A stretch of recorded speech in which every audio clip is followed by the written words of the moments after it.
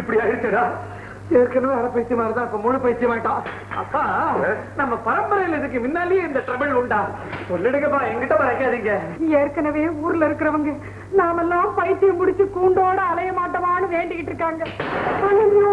இந்த விஷயம் வெளியே தெரிஞ்சா மாதங்க தலைவியாச்சே எப்படி தலைய காட்டுவேன்? நான் கிளப்புக்கு போக முடியுமா? ஆபீஸுக்கு போக முடியுமா? 4 பேருக்கு முன்னால தலை நிமிர்ந்து நடக்க முடியுமா? இந்த அசோக் பைத்தியம் மட்டும் வெளியில தெரிஞ்சது அவ்வளவுதான். பைத்தியத்தோட தங்கச்சின்னு நம்ம ராஜுக்கு ஜன்மத்துக்கும் கல்யாணம் நடக்காது. என்னங்க செய்யறது? பேசாம அவளுக்கு இப்ப கல்யாணம் பண்ணி வச்சிட வேண்டியதான். இது என்னமா விவரம் தெரியாம பேசிட்டு இருக்கீங்க? அவனை இந்த ரூம்லயே அடைச்சு வச்சுட்டு ஒரு நல்ல டாக்டர் கூப்பிட்டு வைத்தியம் பார்ப்போம். இந்த விஷயம் வெளியில தெரியாம மறைச்சிருவோம். Very good idea.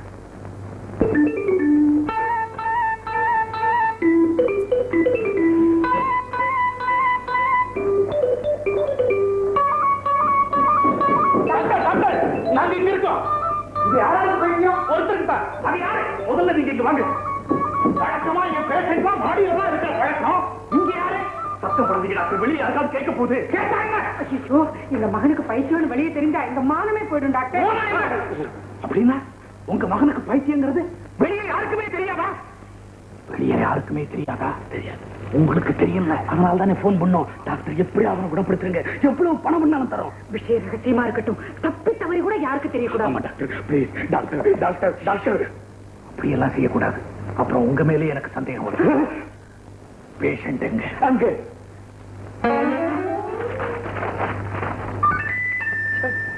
என்ன நியூஸ்?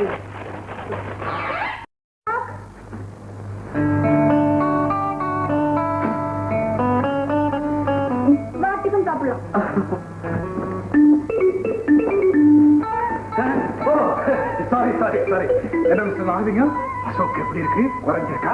அவன் அண்ணி வந்ததுல இருந்து குறைஞ்சிருக்கா? அப்படியா? நான் போய் பார்த்துட்டு வந்துடுறேன். பூட்டித்தானே வச்சிருக்கீங்க? டாக்டர், எனக்கு பைத்தியமா? இனிமே எப்படி நான் தெருவில் நடமாட முடியும்? அழாது அழாது. உனக்கு பைத்தியம் வெளியே யாருக்குமே தெரியாது. ஆமா, நாங்க அந்த விஷயத்தை மறைச்சு வச்சிருக்கோம். நீ ரொம்ப ஸ்ட்ரெயின் பண்ணிக்காத, போய் ரெஸ்ட் எடுத்துக்கோ. டாக்டர், நான் சொன்னேனே என் கல்யாண விஷயம்.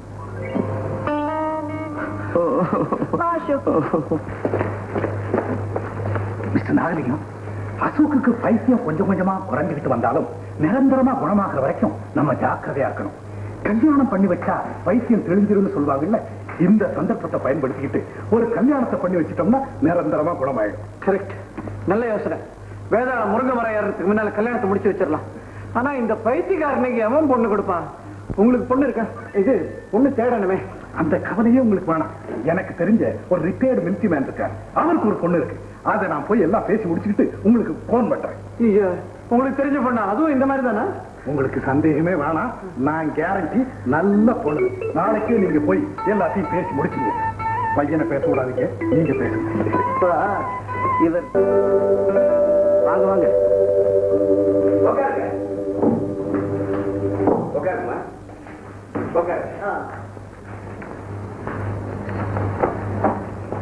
டாக்டர் உங்களை பத்தி ரொம்ப சொல்லாரு.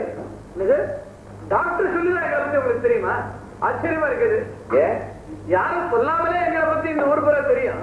அப்படியா? நான் மிலிட்டரியில் ஆபீசரா இருந்தேன். அது நீங்க சொல்லிதான் தெரியும்.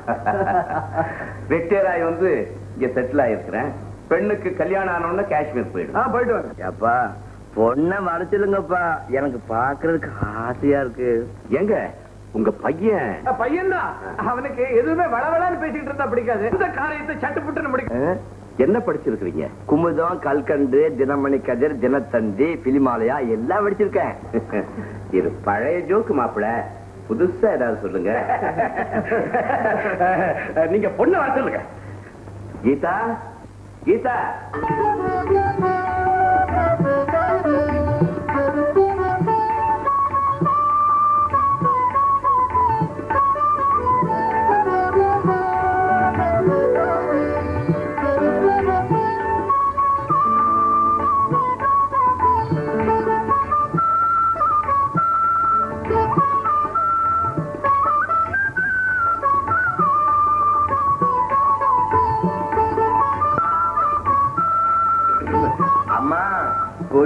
பொண்ணு அழகா இருக்குமா?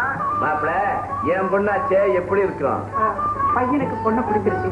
அப்புறம் என்ன, மத்ததெல்லாம் பேசி முடிச்சிருவோம். பேசுவோம். பேசுறதுன்னா எனக்கு ரொம்ப பிடிக்கும். கொஞ்சம் ஏமாந்தா இங்கே ஒரு பொதுக்கூட்டம் போட்டு மாப்பிள்ளைக்கு தினமா 50,000 ரூபாய் கொடுக்கும். பையனுக்கு சின்னதா ஒரு பெரிய கொடுக்கணும். தங்க நகை போக வைர அட்டிகை, வைர வளையல், வைரத்தோடு, வைர ஜிமிக்கி, வைர மாட்லு, வைர மூக்குத்தி, வைர புல்லாக்கு, அது போக 21 பட்டு சேலை, 51 வாயல் சேலை, 101 நூல் சேலை. அது போக வெள்ளி சாமான், பித்தளை சாமான், எவசில்வ சாமான், பீங்கான் சாமான், மரச்சாமான் எல்லாம் எங்க அந்தஸ்துக்கு தகுந்த மாதிரி நிறைய கொடுக்கணும். உண்ட மறந்துட்டனே, தேங்காய் 101 கணக்கா இருந்துடணும். இப்படி தனித்தனியா சொன்னா நீங்க மறந்துடுவீங்க பாருங்க. அதுக்காகத்தான் லிஸ்ட் போட்டே கொண்டாந்துட்டேன். இந்தாங்க. ஏமா ஒண்ணும் மறந்து இல்லையே, எல்லாத்தையும் ஒண்ணு விடாம எழுதிட்டீங்கல்ல. என்ன இதெல்லாம் வந்து வந்து வந்து எல்லாம் உனத்தாண்டா. எனக்காக எதையும் கேட்க கூடாதுன்னு சொல்லியிருக்கேன்ல. சீதனங்களையும் நகனற்றையும் நீங்க வாங்க முடியாம பண்றேன். மாமா நோட்டு விட்டாங்க.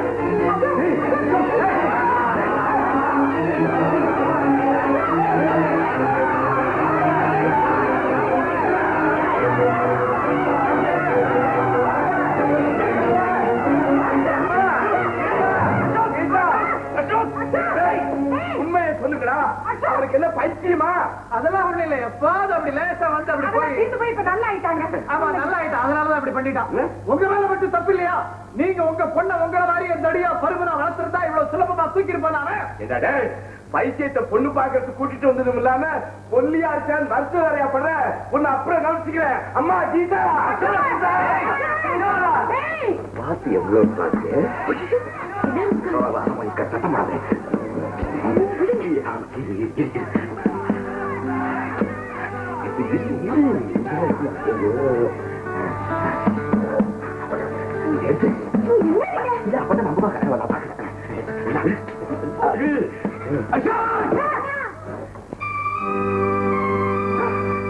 கீதா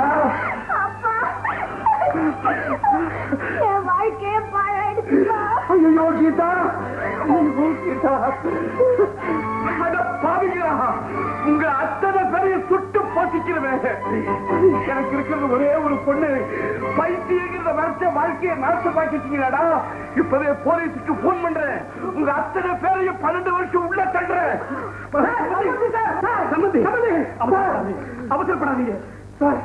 இந்த மாதிரி நடக்கும் நாங்க கனவுல கூட நினைக்கல சார். வீட்டுல உள்ள தள்ளுறதுனால உங்களுக்கு ஒரு நன்மையும் இல்ல. உங்க பொண்ணு வாக்கி நினைச்சு பாருங்க. இந்த விஷயம் வெளியில தெரிஞ்சா நம்ம எல்லாருக்கும் தான் சார். வேற வழி இல்லைங்கிறதுக்காக நான் ஒத்துக்கிறேன். நீங்க செஞ்ச தவறுக்கு தண்டனை கொடுத்தாதான் சரியா இருக்கும். உங்க பொண்ணு கொடுத்துருங்க. கொடுக்கிறேன், ஆனா 2 லட்சம் ரூபாய் கொடுக்கிறேன். வேற வழி இல்ல. இல்லன்னா போலீஸுக்கு போன் பண்ணுவேன். 10 லட்சம் ரூபாய் மான லட்சம் வழக்கு போடுவேன். பணத்தை கொடுத்துறேன், ஆனா கல்யாணத்தை ரகசியமா முடிச்சிடணும்.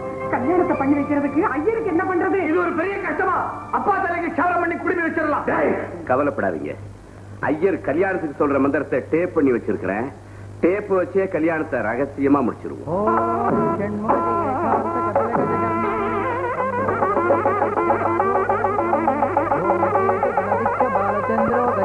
ஒரே மக கல்யாணத்தை சிறப்பா செய்யலாம்னு இருந்தேன். இப்படி திருட்டுத்தனமா செய்ய முடியாயிருச்சு. மாப்பிள்ள தாலியை கட்டுங்க. இந்த கல்யாணத்துல மந்திரம் சொல்ற ஐயரே டேப் ரெக்கார்டர் தானே. அந்த டேப் ரெக்கார்டர்லயே தாலியும் வைக்கிறேன். அதுல இருந்து எடுத்துக்க. ஐயரே தாலி எடுத்து கொண்டு வர.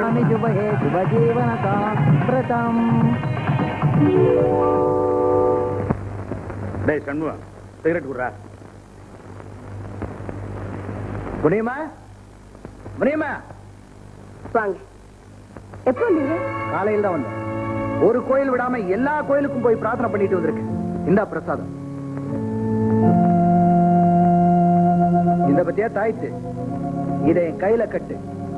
என்ன நடக்குதுன்னு பாரு.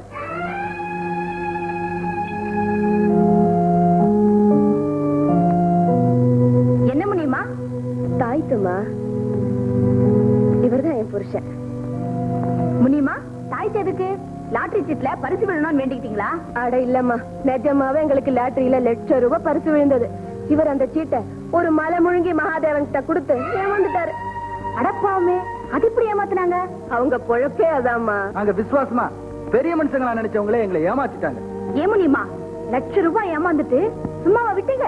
எங்களை ஏமாத்தினவங்க பெரிய அசகாய சூரனுங்க.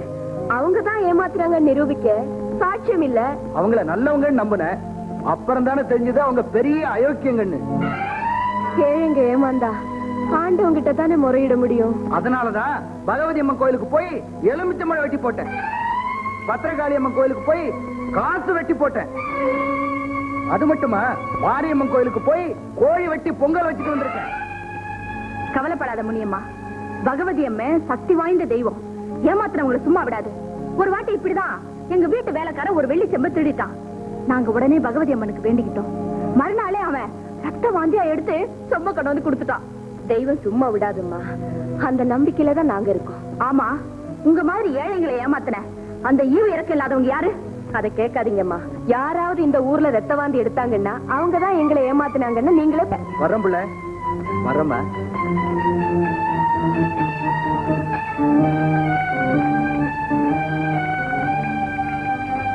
அத்தா அத்தா, இது கேளுங்களேன், கேளுங்க கொஞ்சம். என்ன நம்ம போட்ட திட்டப்படியே முனியமாவும் உங்க புருஷனும் சாமி தம்புரான் அளந்து விட்டாங்க. மாமா மாமி உங்க அண்ணன் எல்லாம் பயந்து நடுங்குறாங்க. ஐயோ, மூளையே மூளை. உன் திட்டமெல்லாம் வச்சு அறிஞ்சிட்டு வருது. இதனால முனியமாவுக்கு சேர வேண்டிய பணத்தை அவங்க கொடுத்துட்டாங்கன்னா நான் ரொம்ப சந்தோஷப்படுவேன்.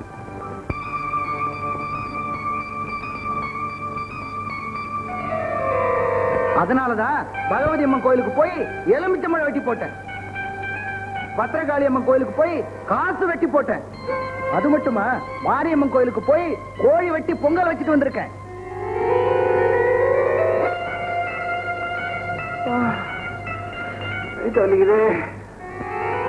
பகவதி அம்மை சக்தி வாய்ந்த தெய்வம். ஏமாத்துறவங்களை சும்மா விடாது. ஒரு வாட்டி இப்படிதான் எங்க வீட்டு வேலைக்காரன் ஒரு வெள்ளி செம்ப திருடிட்டான். நாங்க உடனே பகவதி அம்மனுக்கு வேண்டிக்கிட்டோம். மறுநாளே அவன் ரத்த வாந்தியா எடுத்து சொம்ப கொண்டு வந்து கொடுத்துட்டான். தெய்வம் சும்மா விடாதும்மா, அந்த நம்பிக்கையில தான் நாங்க இருக்கோம்.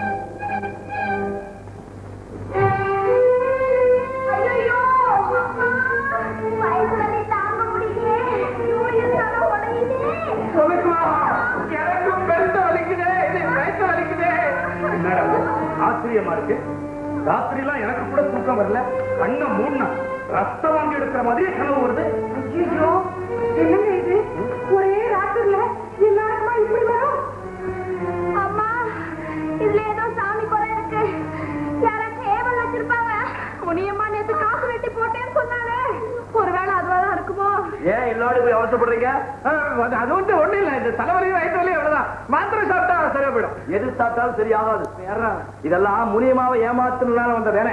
உடனே அவளை கூப்பிட்டு அவளுக்கு சேர வேண்டிய பணத்தை கொடுத்தனுப்புங்க. முனியமா, முனியமா, இப்ப கூப்பிடுறேன், நீ ரூமுக்கு போட. அப்பா, ஏழைகள் வயிறு எரிஞ்சு கொடுக்குற சாபம் நிச்சயம் பலிச்சிடும். முதல்ல அவ பணத்தை கொடுத்துருங்க. இப்ப கொடுக்க போறீங்களா இல்லையா? உன்னோட பெரிய இழவா போச்சு. உன் பைத்தியம் தீர்றதுக்காக நாங்க இன்னும் என்னவெல்லாம் தியாகம் பண்ணணுமோ? யாருக்கு பைத்தியம்? உனக்கு பைத்தியம், அப்பாவுக்கு பைத்தியம், இந்த வீட்டில் இருக்கிற எல்லாரும் பைத்தியம். முடிவாக சேர வேண்டிய பணத்தை கொடுத்துருங்க. இல்ல உங்க குழந்தை உரிமையில. அப்பா, இவன் ஆரம்பத்தை பைத்தியக்கார ஆஸ்பத்திரிக்கு அனுப்பி இருக்கணும். இவனுக்கு பைத்தியம் வெளியே தெரிஞ்சா ஒண்ணு கெட்டு போறாரு. கொஞ்ச நாளைக்கு வெளியே தலை கட்ட முடியாது. அவ்வளவுதானே. ரூம்குள்ள போட்டு கூட்டிட்டு பைத்தியக்கார ஆஸ்பத்திரிக்கு போன் பண்ணி